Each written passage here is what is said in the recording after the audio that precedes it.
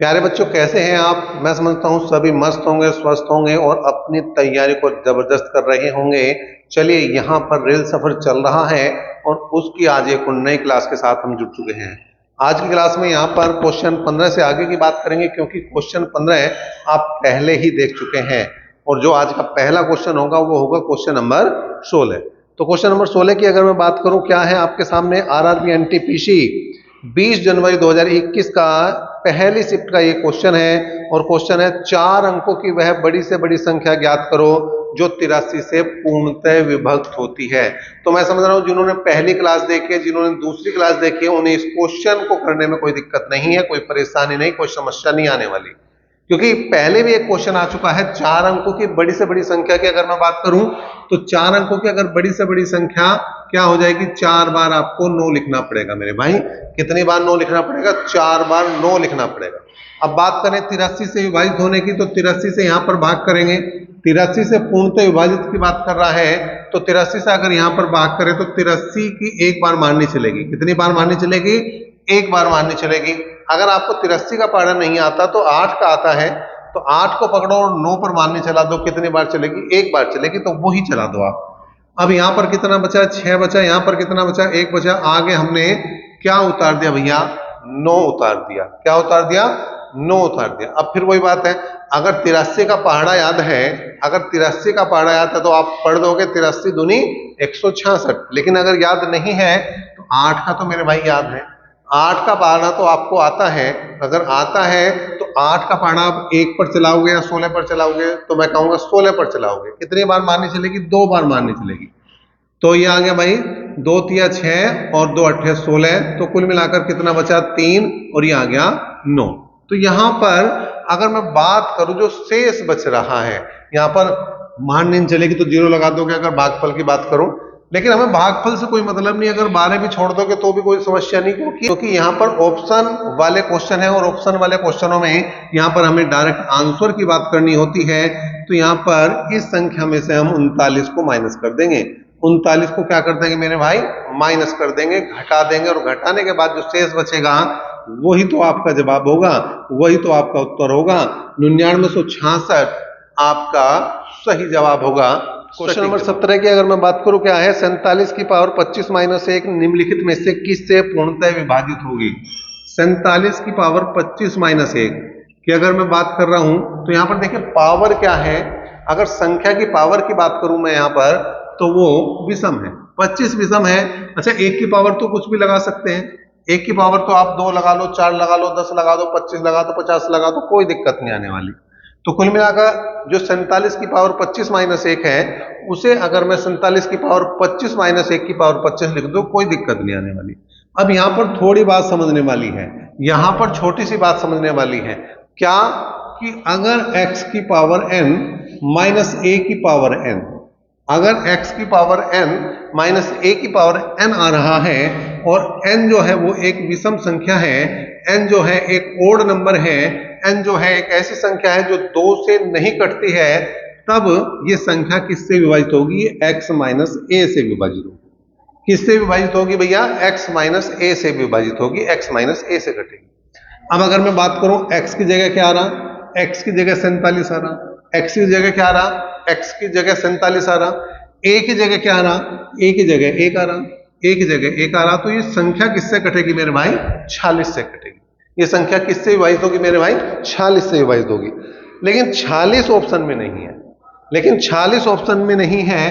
पहला ऑप्शन 21 है, दूसरा ऑप्शन 24 है, तीसरे ऑप्शन की अगर मैं बात करूं 23 है, और चौथे ऑप्शन की अगर मैं बात करूं, अगर मैं चौथे ऑप्शन की बात करूं तो यहां पर 19 है। तो या तो ये संख्या 46 से विभाजित होगी या उस संख्या से विभाजित होगी जो 46 को काटती है। अब 46 को इससे छोटी संख्या कौन सी काटती है? 23। तो इसका जो जवाब बनेगा, इसका जो उत्तर बनेगा वो कितना बनेगा? 23 बनेगा। ऑप्शन नंबर सी इसका सही जवाब। क्वेश्चन नंबर 18 की बात करें, यदि 111, क्वेश्चन नंबर 18 की बात करें, एक n अंक हैं, इसमें 9 से विभाजित हैं, तो n का न्यूनतम मान, कम से कम मान क्या होगा? अब देखिए 1 ऐसे आ रहा है और इसमें n अंक है, डिजिट जो है वो n है और वो 9 से विभाजित है। अब 9 से कटने के लिए क्या कंडीशन है? 9 से कटने के लिए संख्या के अंकों का योग 9 से कटना चाहिए। अंकों का योग 9 से करना चाहिए। जब एक एक एक ही रिपीट हो रहा है और कुछ रिपीट नहीं हो रहा, तो इसका एक एक का योग कब 9 बनेगा, एक एक का सम कब 9 बनेगा? कब? जब ये एक एक 9 बार आएगा। देखिए 3 2 5 6 7 8 और एक 9, 1 2 3 4 5 6 7 8 और एक 9, ये वो संख्या है, ये वो संख्या है। मतलब n जो है वो अगर मैं 9 बार कर दूं, यहां पर n का मान 9 कर दूं, मतलब एक को अगर मैं 9 बार लिख दूं, तो ये संख्या ऐसी है जो किससे 9 से विभाजित हो जाएगी, 9 से कट जाएगी। तो इसका जो उत्तर है वो डी ऑप्शन सही हो जाएगा। क्वेश्चन नंबर 19 बहुत आसान सा क्वेश्चन, मैं समझता हूं अभी तक जितने क्वेश्चन आए उनमें सबसे आसान क्वेश्चन अगर कोई है तो क्वेश्चन नंबर 19 है। किसी संख्या को 280 से विभाजित करने पर 73 शेष बचता है, तो उसी संख्या को 35 से विभाजित करने पर कितना शेष बचेगा? एनटीपीसी 16 जनवरी 2021 की फर्स्ट शिफ्ट का ये क्वेश्चन है, ऐसा भी नहीं कि हल्का क्वेश्चन है। तो आपको केवल जो शेष है उसको भाग करना है, किससे? 35 से। ठीक है, 280 से विभाजित होने पर 73 शेष बचता है, तो उसी संख्या को अगर आप 35 से विभाजित करें तो क्या शेष बचेगा? 73 को 35 से भाग कर देंगे तो 35 दूनी 70, मतलब 3 शेष बचेगा। लेकिन एक बात ध्यान रखने वाली है, एक बात यहां पर याद रखने वाली है मेरे भाई, जो ये पहली संख्या है जिससे हमने शुरू में भाग करा था, वो संख्या जिससे बाद में भाग करना है उससे पूरी पूरी कटनी चाहिए, उससे पूरी पूरी कटनी चाहिए। जैसे मैं 8 बार मानने चला हूं तो 8 पंजे 40, 4 8 या 24 और 4 कितना हो गया? 28, पूरी पूरी विभाजित। और ये 99.9% ये क्या होता है? विभाजित होती है। इसलिए डायरेक्ट बता दिया जाता है जो शेष है केवल उसको भाग कर दो, जो शेष है केवल उसको भाग कर दो, और जो शेष बचे इस भाग के बाद वही आपका आंसर बन जाएगा। क्वेश्चन नंबर 20 की बात करें, वह छोटी से छोटी संख्या कौन सी है जो 2 से 10 तक की सभी संख्याओं से विभाजित हो? तो 2 से लेकर 10 तक का आपको क्या लेना? एलसीएम लेना। 2 3 4 5 6 7 8 9 और 10 का क्या लेना? एलसीएम लेना। ठीक है, अब सबसे बड़ी संख्या है 10। 10 देख लो किससे कट रही? 10 2 से कट रही, 2 5 से कट रही। इसका मतलब 10 और इन संख्याओं में अगर मैं 2 और 5 को छोड़ दूं तो भी वही आना है जो इन सभी संख्याओं का एलसीएम आना, अगर मैं 2 5 को छोड़ रहा हूं। अब देखिए 3 से क्या कोई संख्या कट रही है? 9 कट रही है, तो इसका मतलब 3 की भी कोई जरूरत नहीं भैया।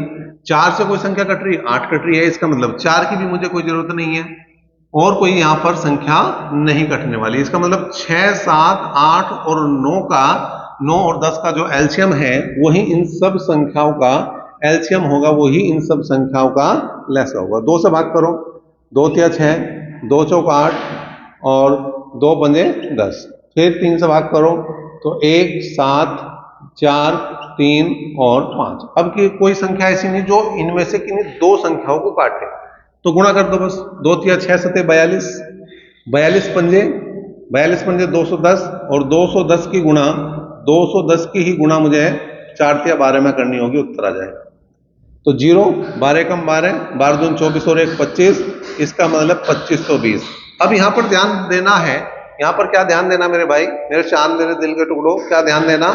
यहां पर यह ध्यान देना है कि 1 से लेकर 10 तक का जो एलसीएम है, 1 से लेकर 10 तक का जो एलसीएम है, 1 2 3 4 5 6 7 8 9 10, अगर इनके एलसीएम की बात कर रहा है, अगर इनके लैसे की बात कर रहा है, 1 से कह दे या 2 से कह दे, क्योंकि एक तो सम नहीं है, तो उनका एलसीएम हमेशा आपको याद रखना 2520 होता है, 2520 होता है। इसको निकालने की जरूरत नहीं, कई जगह काम आता है, इसलिए ये बात याद होनी चाहिए उस तरह से जैसे एक जीके का क्वेश्चन याद होता है, जैसे एक हिंदी का क्वेश्चन याद होता है, जैसे एक साइंस का क्वेश्चन याद होता है, जैसे एक संविधान का क्वेश्चन याद होता है, एक मैथ का क्वेश्चन याद कर लो, कोई दिक्कत नहीं, कोई समस्या नहीं। जो याद नहीं करना चाहते, जो समय ज्यादा लगाना ही चाहते हैं, उनके लिए तरीका है, वो इस तरीके से अपने क्वेश्चन को करें, हल करें। मैंने दोनों तरीके बता दिए, अब आगे बढ़ते हैं क्वेश्चन अगले की बात करो। 2 से बड़ी और 30 से कम ऐसी कितनी संख्याएं हैं जो केवल एक और स्वयं से विभाजित होती हैं? 2 से तो बड़ी होनी चाहिए और 30 से छोटी होनी चाहिए। जो एक और स्वयं से विभाजित होंगी वो होंगी अभाज्य संख्या, वो होंगी अभाज्य संख्या। कौन कौन सी भैया? 3 5 7, फिर 11 13, फिर 17 और फिर 19। 1 2 3 4 5 6 7, तो कितनी संख्याएं हैं भैया? 7। क्या कोई और संख्या बच रही है? अच्छा, ये 20 तक आई भाई, अभी आगे बढ़ना पड़ेगा। 23 भी है और 29 भी है, तो कुल मिला के 7 और 2 9, 9 संख्याएं हैं। अगर वो 20 तक की बात करता तो 7 होती, लेकिन ये बात कर रहा है 30 तक की, इसके लिए ये संख्या हो जाएंगी भैया 9। मैंने पहले 20 तक लिख दी थी, लेकिन ये 30 तक की बात है, तो 9 संख्याएं। क्वेश्चन नंबर 22 की बात करें, छोटा सा क्वेश्चन, आसान सा क्वेश्चन है। क्या है भैया? 3 की पावर 71 प्लस 3 की पावर 72 प्लस 3 की पावर 73 प्लस 3 की पावर 74 प्लस 3 की पावर 75 किससे विभाजित है? अब ध्यान देने वाली बात है। क्या ध्यान देने वाली बात है? अगर ये पद सम है, अगर ये पद सम है, अगर ये पद क्या है भैया?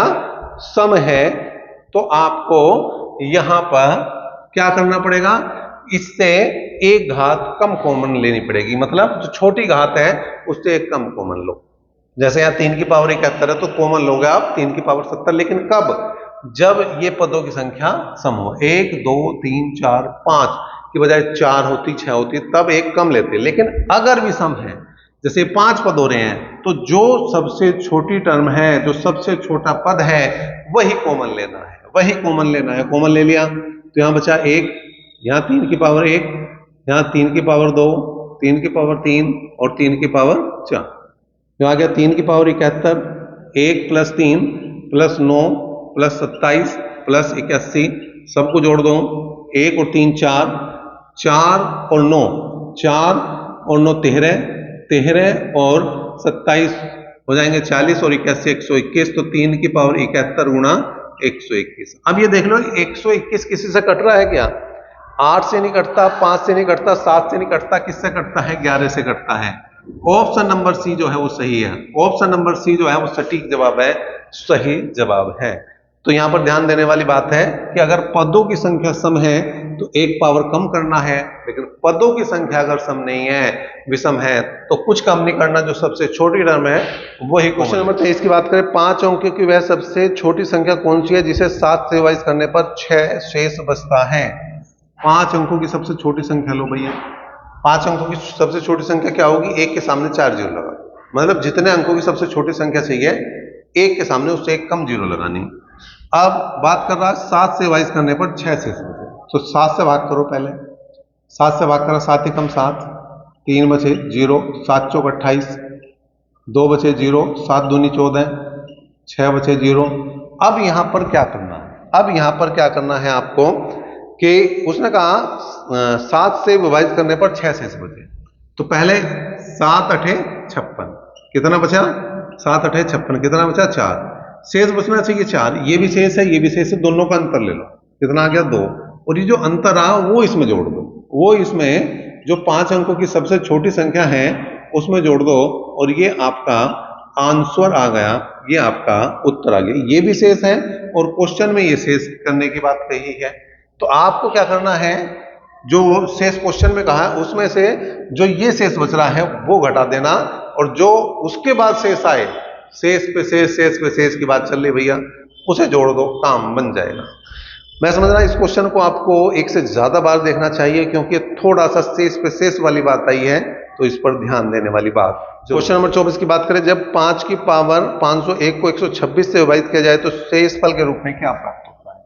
5 की पावर 501 को 126 से भाग देना।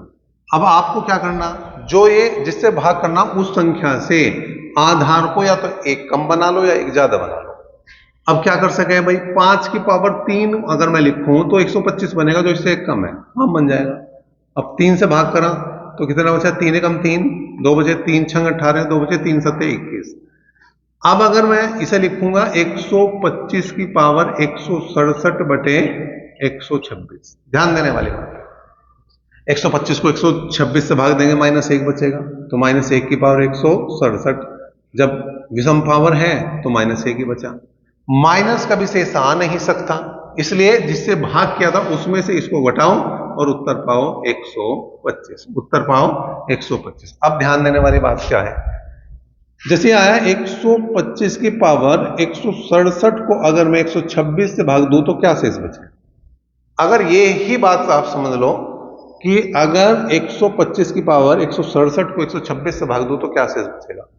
मतलब अगर पावर विषम है, अगर पावर विषम है तो जो ये है यहां पर इनका एक का अंतर है, तो जो आधार है, जो बेस है, वो शेष बचता है।